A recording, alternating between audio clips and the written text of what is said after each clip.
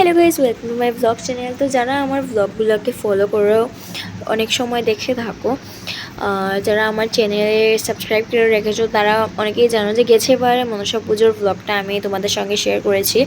তো এবারটাও শেয়ার করব, নিশ্চয়ই করব। তো এই যে আমাদের ডেকোরেশন হয়ে গেল, বিকেলবেলা যাব আমরা মূর্তি আনতে।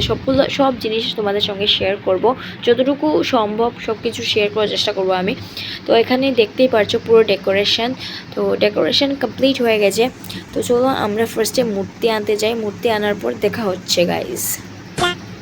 সো গাইজ এখানে দেখতেই পাচ্ছ আমরা মূর্তি আনতে চলে এসেছি, মাকে নিয়ে যাব এখন বাসায়।